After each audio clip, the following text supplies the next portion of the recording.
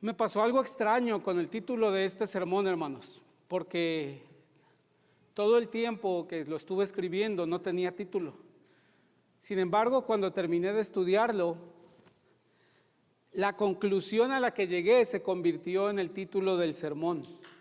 Y hermanos, hoy le puedo decir a mi Dios, sigo confiando en tus promesas. Y hermanos, una persona que admiro mucho porque confía en las promesas de Dios, y de hecho su ministerio en Cerro Grande, en la iglesia en Cerro Grande y en la escuela, está fundamentado en lo que Dios ha prometido, es mi hermano Oscar. Una de las cosas que vamos a ver en este mensaje es que podemos seguir confiando en las promesas de Dios para que Él cuide a nuestra familia. Deuteronomio capítulo 1.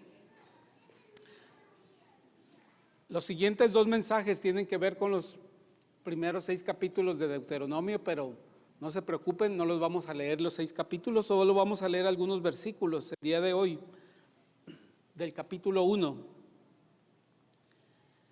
que inicia en este periodo y este libro, esta porción de la Escritura, y dice así Deuteronomio 1, estas son las palabras que habló Moisés a todo Israel, a este lado del Jordán, en el desierto, en el Arabá, frente al Mar Rojo, entre Parán, Tofel, Labán, Haserot, Disabán,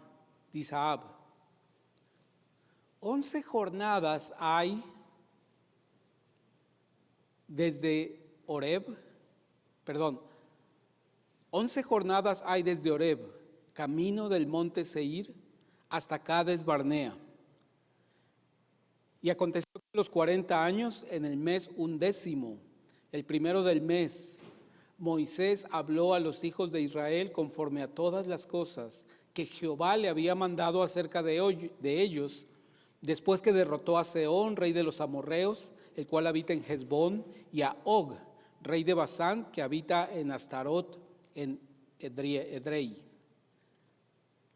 Versículo 5, de este lado del Jordán, en tierra de Moab, resolvió Moisés declarar esta ley diciendo: Jehová nuestro Dios nos habló en Horeb, diciendo: habéis estado bastante tiempo en este monte, volveos e id al monte del Amorreo y a todas sus comarcas, en el Arabá, en el monte, en los valles, en el Negev y junto a la costa del mar, a la tierra del Cananeo y al Líbano, hasta el gran río, el río Éufrates.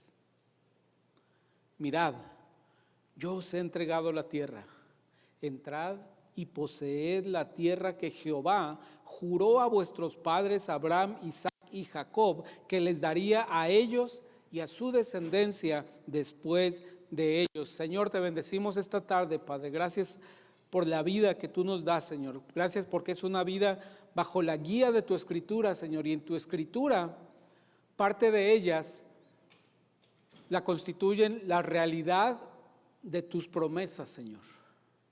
La realidad de ese plan que tú has trazado y que cumplirás de acuerdo con tus planes en la humanidad, en tu iglesia y en la vida de cada uno de nosotros, Padre. Te pedimos una bendición para la familia Parres, Señor, que ellos puedan descansar, aprender, convivir y gozarse durante este tiempo de viaje, Señor.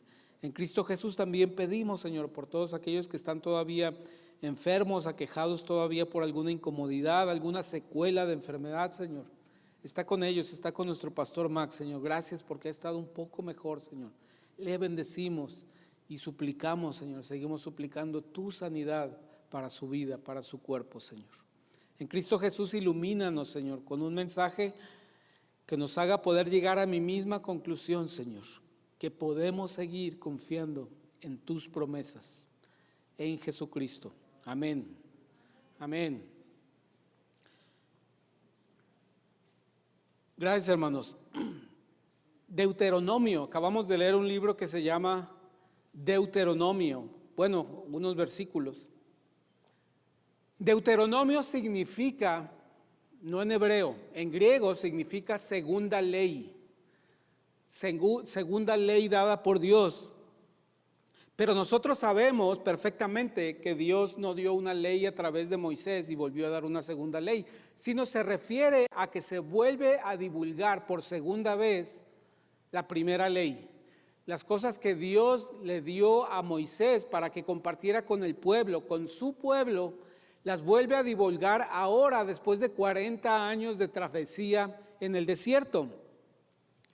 Pero entonces nos preguntamos, ¿por qué? ¿Por qué era necesario que Moisés se detuviera en este momento y volviera a hablarles acerca de la ley que Dios le había dado a él? Bueno, hay varias razones, hermanos, vamos a verlas muy rápidamente. En primer lugar, Moisés estaba afirmando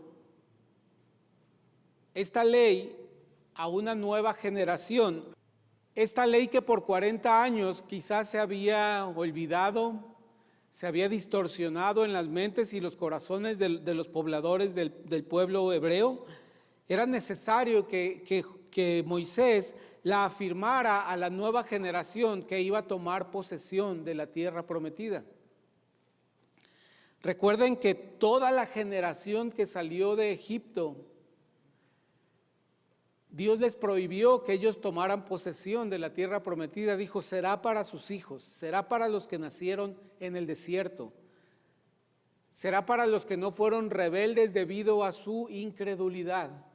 Y de ellos, Caleb y Josué, Dios hizo una excepción para que ellos sí pudieran cruzar, porque ellos fueron optimistas y ellos creyeron en las promesas de Dios en cuanto a tomar posesión de esta tierra que les había dado a sus padres.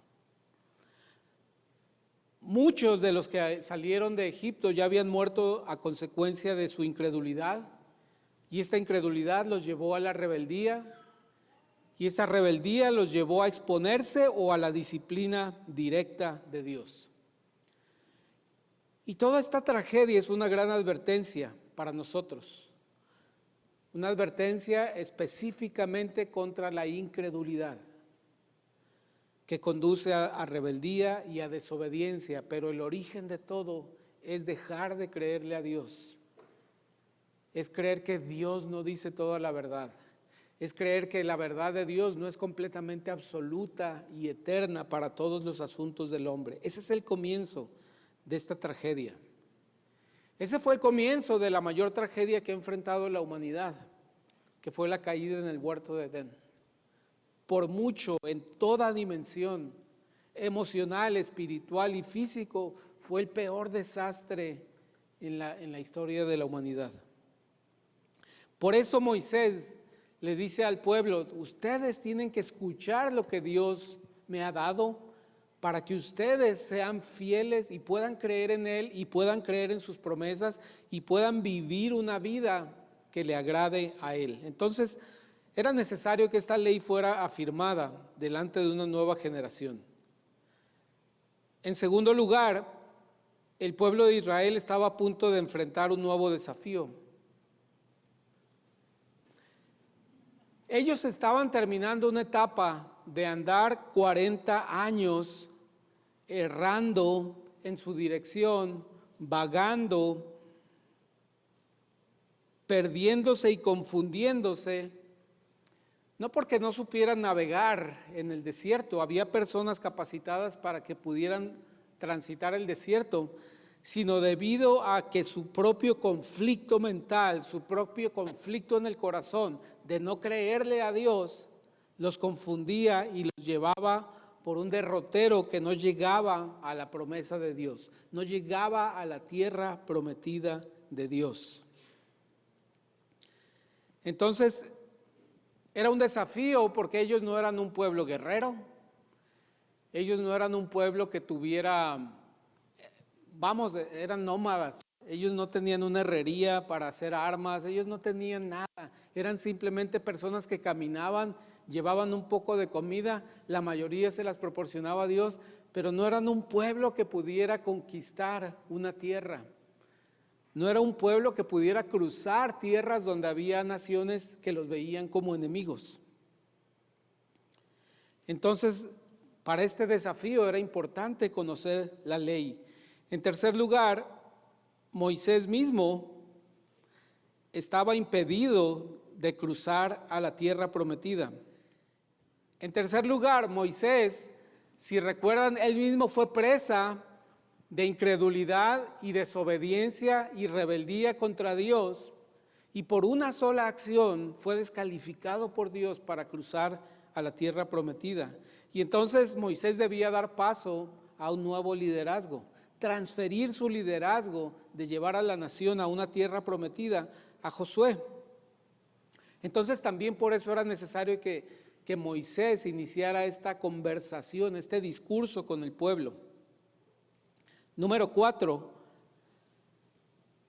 y creo que es lo más relevante para nosotros, a diferencia de los 4 de los libros anteriores de las Escrituras, este es el primer libro de la Escritura en la que empieza a hablar del amor de Dios. Y este es el primer libro que empieza a hablar del amor de Dios depositado en el corazón de los hombres. Y por lo tanto se convierte en un libro que no es tan técnico como el Levítico y el Éxodo, que da las instrucciones a los sacerdotes sobre cómo llevar a cabo los sacrificios y cómo utilizar los utensilios, etcétera, etcétera. Más bien este es un libro que habla del corazón de Dios, de lo que Él quiere lograr, no solo con su pueblo Israel, sino que hace ver lo que quiere lograr con la humanidad y lo que quiere lograr con personas como tú y como yo. Entonces es un libro que contiene un mensaje profundo acerca del amor de Dios. Por eso es importante que Moisés lo divulgara así, volviera a dar este enfoque acerca de la ley, pero entendiendo que la ley venía del corazón de Dios, no era un sistema para juzgar al hombre, aunque tenía esa cualidad, pero nacía del deseo de Dios de que ellos pudieran conducirse de acuerdo con su voluntad. Por último, hermanos, el número 5 constituye un libro para el mundo. No es un libro solamente para la nación de Israel, para los sacerdotes, para el trabajo en el templo, para todas las celebraciones que había en el templo. Es un libro para el mundo porque nos habla de la misericordia de Dios para con las naciones que estaban alrededor del pueblo hebreo en la tierra prometida. No tiene tantos tecnicismos ceremoniales, sino que nos introduce claramente el deseo de Dios, no solamente de bendecir a su pueblo, sino de bendecir a sus vecinos. Y esta es la parte que ustedes tienen que aguantar, que me gustan mucho los números, pero este libro de Deuteronomio, la palabra que más menciona es la palabra tierra, 237 veces. Es lógico porque en este libro el pueblo de Israel accede a su tierra prometida. Oír se dice está 66 veces, guardar y heredar, pues sí, son palabras relacionadas con este hecho de recibir de parte de Dios, escuchar la ley, guardar en su mente los estatutos de la ley, heredar esta tierra prometida. Pero también vean cómo la palabra corazón, la palabra amor, 46 y 23 veces, mucho más que en los libros anteriores hasta este momento en el orden cronológico de la Escritura. Por eso es un libro importante y relevante para nuestros días. Y de hecho nosotros tendríamos que preguntarnos, si Moisés tuvo que hablar acerca de la ley al pueblo de Israel por estas razones,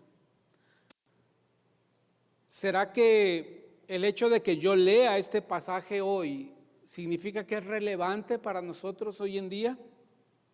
Hemos visto estas 5 razones y creo que las 5 siguen siendo válidas, porque nosotros tenemos que afirmar la palabra de Dios en una nueva generación. Ahí están enseguida siendo afirmados en la palabra de Dios, la siguiente generación que viene tras de nosotros.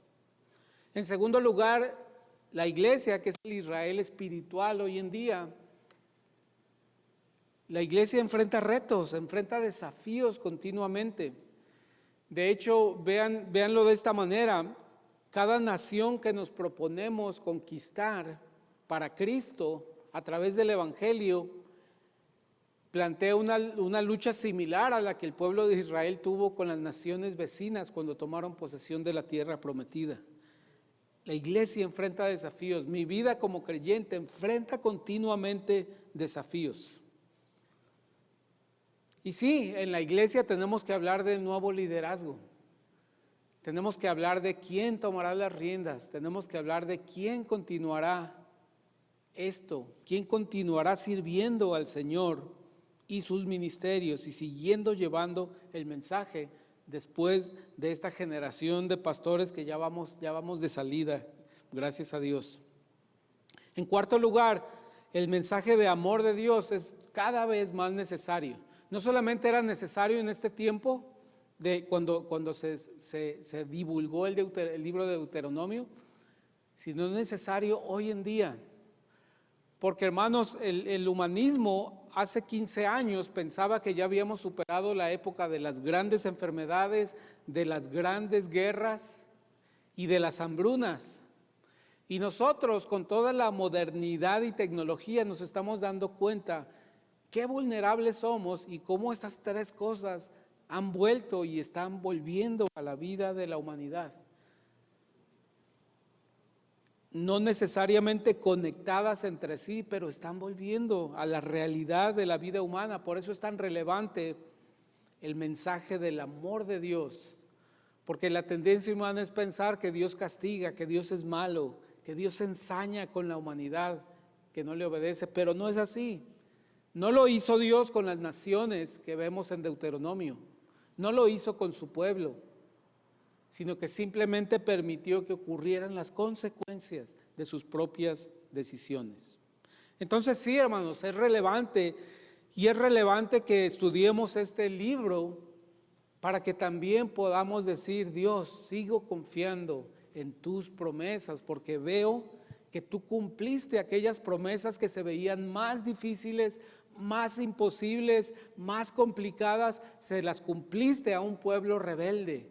Las cumpliste en el antiguo pacto de la ley. Por lo tanto, confío en que seguirás ahora en Jesucristo, en el pacto de su sangre, cumpliendo tus promesas, porque eres el mismo Dios siempre.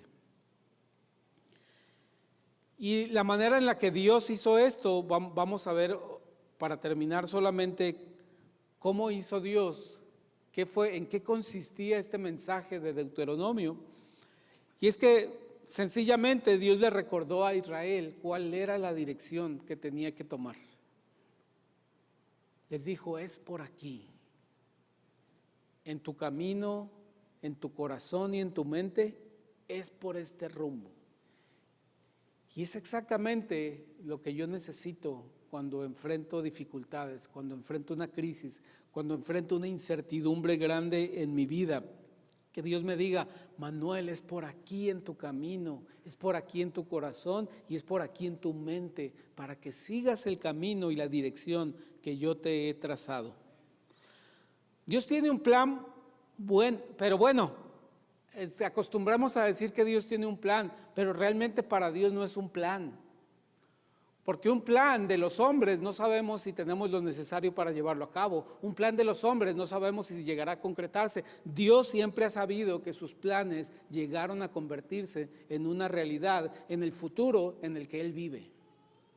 Igual que el pasado y que el presente. Entonces, para Dios un plan no es más que una realidad que Él ha decretado, que Él ha establecido.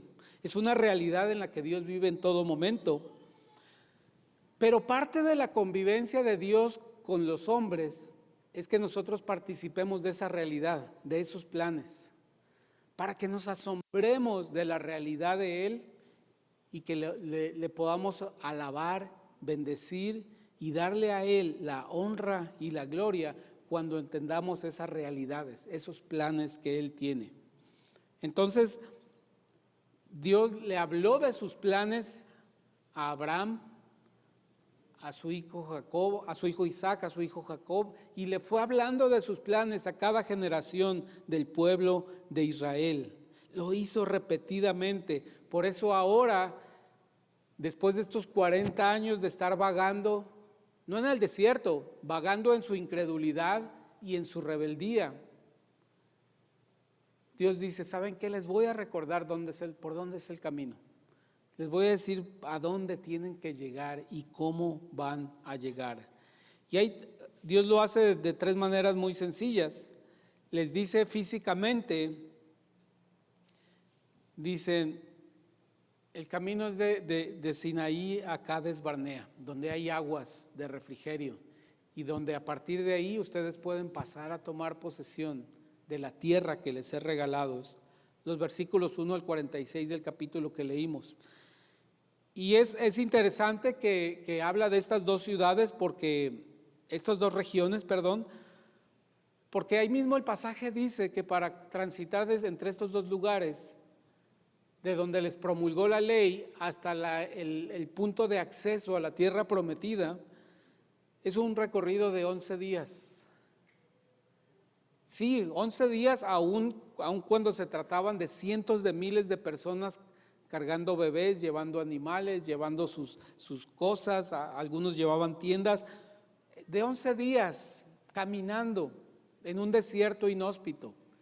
Esto significa que no era muy lejos,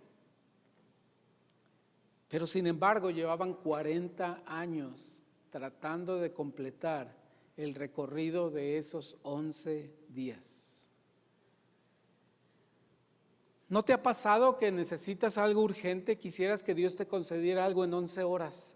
Estoy tan urgido y necesitado de esto. Ojalá Dios me lo conceda en las siguientes 11 horas. Una emergencia. Pero Dios te lo da 4 años después.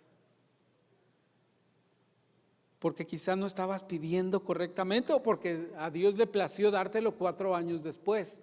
Así como le plació a Dios por el bien de su pueblo, para cumplir esa promesa de que no pasarían a la tierra prometida aquellos que habían sido desobedientes, que habían sido incrédulos, que habían sido rebeldes. Por eso, en vez de que murieran inmediatamente, pues les permitió 40 años de convivencia con su familia. Les permitió 40 años incluso para arrepentirse, para pensar, para reflexionar en la ley y la obediencia a Dios. Pero hermanos, esto también me resulta un reflejo exacto de cómo a veces Dios quiere que yo avance rápidamente en algo de mi vida espiritual, de mi desarrollo espiritual. Quizá que yo perdone una ofensa en 11 minutos y yo me estoy tomando 4 meses en perdonarla. Quizá Él me dice que sea servicial los próximos 11 días, pero yo me estoy tardando 4 años en empezar a servir a otros, a servirle a Él. Esto me recuerda cómo a veces como que yo arrastro los pies cuando Dios me dice es para allá y puedes llegar rápido y puedes lograrlo rápido y puedes bendecir y puedes ayudar, y yo voy resistiéndome y digo, Señor, es que me va a costar mucho, es que no quiero concederte eso, Señor, es mío, y voy lentamente y a veces cambio la dirección. Es exactamente esto. Y no se debe al Señor, se debe a nuestra incredulidad. Por eso el Señor es lo que juzga hoy en día a la humanidad.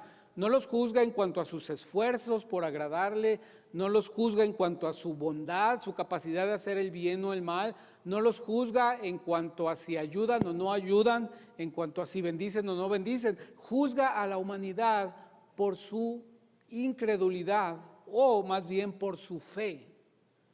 Esa es la forma en la que en eso consiste el juicio de Dios. ¿Tienes fe para creer la solución que he dado para nuestra enemistad?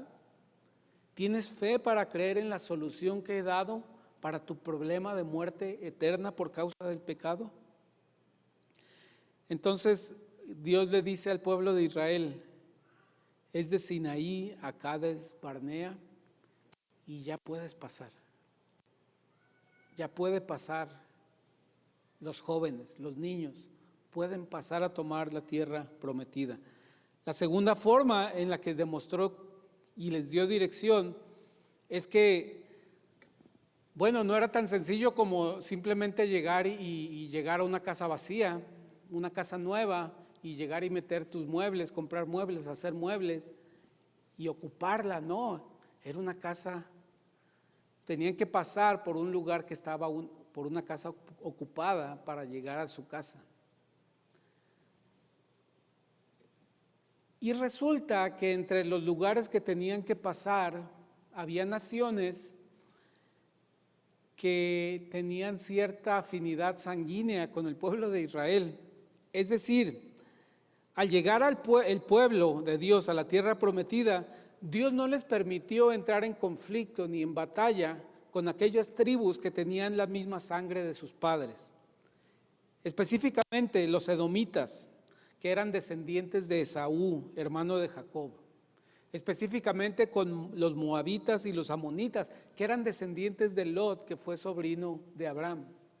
Dios no permitió que entraran en conflicto, que se derramara sangre que era de parientes entre ellos. Así los dirigió Dios con cuidado. Les dio una dirección clara para que no derramaran sangre de estas naciones que eran parientes de ellos. Dios no les permitió pelear con sus parientes y los protegió cuando transitaron por estos lugares, porque no faltó quien quisiera agrederlos, pero también Dios los protegió, dándoles dirección exacta, cumpliendo sus promesas de llevarlos a la tierra prometida, de llevarlos hasta el cruce del río.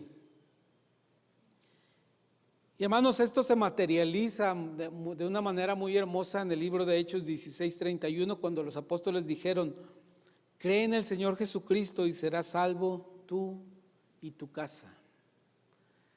El Señor preservó a Israel de sus parientes y preservó a los parientes de Israel, no permitiendo que combatieran. De esa manera, como no tengo que abundar en este testimonio, porque fue el testimonio de nuestro hermano Oscar, si creemos en el Señor Jesucristo, serás salvo tú y tu casa. Nuestra familia tiene esperanza por la elección de Dios. No es mi desempeño personal como miembro de una familia, no es mi desempeño en mi vida espiritual. En lo que respecta al cuidado de nuestras familias, podemos decir, y tú puedes decir: Señor, sigo creyendo en tu promesa para que bendigas a mi familia, para que bendigas al que está más opuesto a ti en mi familia, para que bendigas a aquel que está más renuente a escuchar de ti en mi familia. Yo sigo creyendo en tus promesas de que serás salvo tú y tu casa. E Israel descansó en esta confianza y pudo llegar a la tierra prometida sin derramar sangre de su familia y sin que se derramara sangre por parte de su familia. Por último, hermanos, pues no todas las naciones que estaban en esta región eran parientes de Israel. Algunas eran completamente desconocidas, no había ninguna afinidad. Y Dios tuvo cuidado de ellos, y aunque pasaron por lugares donde había hostilidades abiertas, Dios les permitió pelear y conquistar estas naciones. Aunque primeramente les advirtieron, no es que Israel llegara a destruir, a matar, a desocupar, sino que advirtieron: nuestro Dios nos ha entregado estas tierras y vamos a tomar posesión de ellas. Y la negativa de estos pueblos a entender ese derecho que tenía Israel por parte de Dios fue lo que trajo la pelea y la conquista. Y esta lucha tuvo dos motivos. Debía ser una advertencia para que en el futuro hubiera paz. Debía ser una advertencia para que buscaran la paz los pueblos en el futuro, cosa que hasta la fecha no han entendido. Pero también era necesario porque tenían que dejar tierra disponible en el margen oriental del Jordán para 2,5 tribus que se iban a quedar a vivir ahí sin cruzar el río Jordán. Entonces era parte del plan de Dios. Aunque Israel ofreció pasar pacíficamente por estos territorios para poder cruzar al Jordán. Estas naciones se rehusaron y los atacaron cuando iban a cruzar. Por eso Dios les concedió estos territorios que después utilizaron 2,5 tribus de Israel, porque habían atemorizado a su pueblo. La próxima semana, hermanos, hablaremos de cómo Dios utiliza el libro de Deuteronomio para recordarle a Israel la grandeza y la gloria de Dios. Cuando somos testigos de la grandeza y la gloria de Dios, se disipa la incredulidad. Por eso era un recordatorio continuo, y por eso es un recordatorio continuo de parte de los maestros a nuestros hijos, recordar la grandeza y la gloria de Dios. ¿En qué consiste? Para que disipe toda incredulidad que estamos teniendo en nuestra vida. Y cuando disipamos toda incredulidad de nuestra vida, podemos decirle a Dios: Dios, sigo creyendo en tus promesas. El Señor nos va a dar dirección en nuestra vida. Él prometió estar con nosotros. Él prometió que donde Él está, nosotros estaremos, y nos llevará a ese lugar. Nos mostrará un camino físico, nos mostrará un camino para nuestra mente, para nuestras ideas, y nos mostrará un camino para nuestros sentimientos, para nuestro corazón, para que tú también puedas llegar a esta conclusión.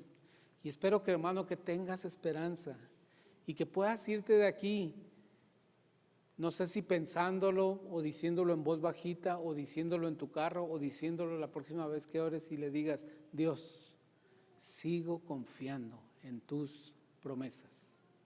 Oremos. Padre, te bendecimos esta tarde, Señor. Agradecemos la belleza, el amor que tú manifiestas en tu palabra, Señor. Señor, sabemos que en tu palabra, la realidad de tu palabra se traduce en muchas promesas para nosotros. Quizá algunas de ellas somos un poco incrédulos, Señor, de entender y de creer que se van a cumplir, porque humanamente vemos las dificultades que hay ante el cumplimiento de esas promesas. Pero, Señor, seguimos confiando en tus promesas. Padre, tú bendice el corazón de mis hermanos, que ellos puedan confiar en la eternidad y veracidad y absoluto poder de tu palabra en sus vidas, Señor. En cada situación, tú sabes que has prometido estar con nosotros, tú has prometido darnos la victoria, Señor. Tú has prometido ponernos en aquellas buenas obras que tú quieres que caminemos en ellas, Señor. Bendice a mis hermanos para que puedan estar convencidos y confiados en tu palabra, Señor, por el poder de Cristo Jesús.